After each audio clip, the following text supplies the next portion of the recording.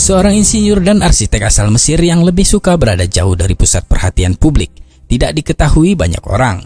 Dia adalah Dr. Muhammad Kamal Ismail, pemilik ide marmer dingin, kubah listrik dan payung yang megah di Masjidil Haram.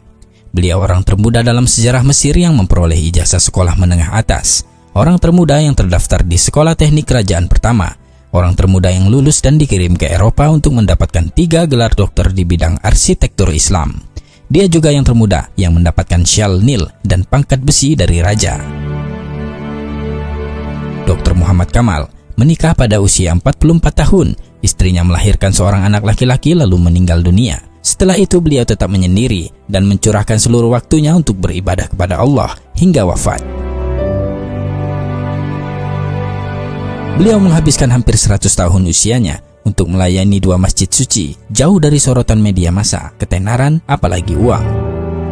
Dr. Muhammad Kamal Ismail adalah insinyur pertama yang melakukan perencanaan dan pelaksanaan proyek perluasan Masjidil Haram di Mekah dan Masjid Nabawi di Madinah.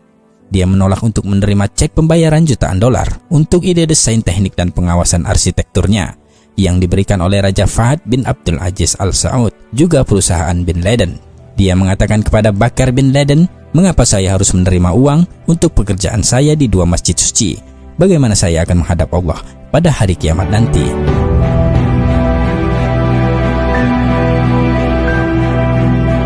Dokter jenius ini memiliki kisah ajaib atas kuasa Allah yang menakjubkan dan luar biasa sehubungan dengan batu marmer yang dipakai untuk lantai Masjidil Haram, juga Masjid Nabawi. Dr. Kamal ingin menutupi lantai Masjidil Haram dengan marmer khusus yang bisa menyerap panas untuk jamaah yang melakukan tawaf. Marmer ini hanya tersedia di sebuah gunung kecil di Yunani. Beliau lalu pergi ke Yunani dan menandatangani kontrak untuk membeli marmer dari hampir setengah gunung tersebut, jumlah yang cukup untuk lantai Masjidil Haram. Beliau menandatangani perjanjian tersebut dan kembali ke Mekah. Setelah 15 tahun selesai pembangunan di Masjidil Haram, pemerintah Saudi memintanya untuk menempatkan jenis marmer yang sama di Masjid Nabawi di Madinah. Dr. Muhammad Kamal mengatakan, "Ketika raja memintanya untuk melapisi Masjid Nabawi juga dengan marmer yang sama, saya menjadi sangat bingung karena hanya ada satu tempat di dunia ini untuk mendapatkan marmer jenis ini, yaitu di Yunani, dan saya sudah membeli setengah dari yang tersedia." Dr. Kamal mengatakan bahwa ia pergi ke perusahaan yang sama di Yunani dan bertemu dengan CEO dan menanyakan jumlah yang tersisa dari marmer tersebut. CEO itu mengatakan bahwa marmer yang ada di gunung itu telah terjual semuanya 15 tahun yang lalu.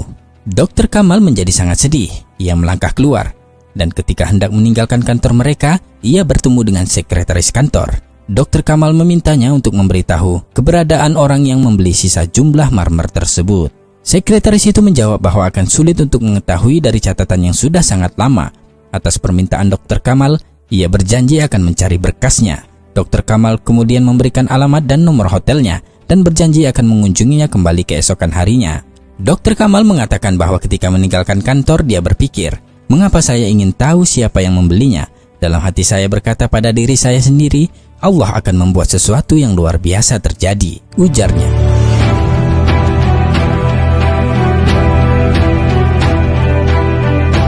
Keesokan harinya, beberapa jam sebelum berangkat ke bandara, Dr. Kamal menerima telepon dari sekretaris perusahaan itu yang mengatakan bahwa dia telah menemukan alamat pembeli. Dr. Kamal pergi ke kantor mereka dengan langkah lambat sambil berpikir, apa yang akan saya lakukan dengan alamat pembeli tersebut? Karena sudah bertahun-tahun berlalu. Dr. Kamal sampai di kantor dan sekretaris memberi alamat perusahaan yang membeli sisa marmer tersebut. Dr. Kamal mengatakan bahwa jantungnya berdegup kencang saat mengetahui bahwa perusahaan yang membeli marmer tersebut adalah perusahaan Saudi Arabia.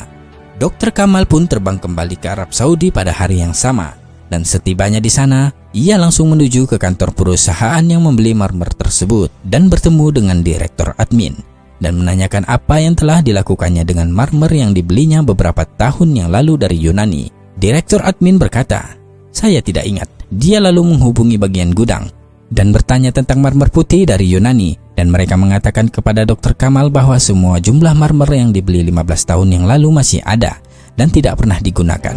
Subhanallah.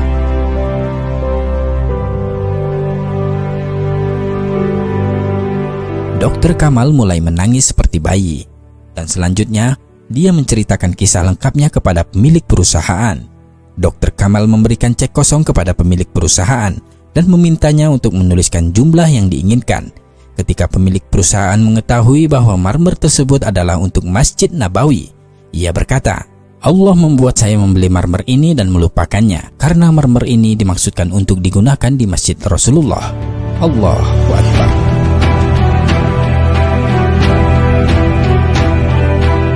Betapa kuasanya Allah membuat skenario bagi hamba-hamba pilihannya, semua atas kehendaknya. Dr. Muhammad Kamal Ismail meninggal pada 2 Agustus 2008. Semoga Allah menempatkan beliau di tingkat tertinggi di surga Firdausnya kelak. Amin ya rabbal alamin. Wallahu a'lam bissawab.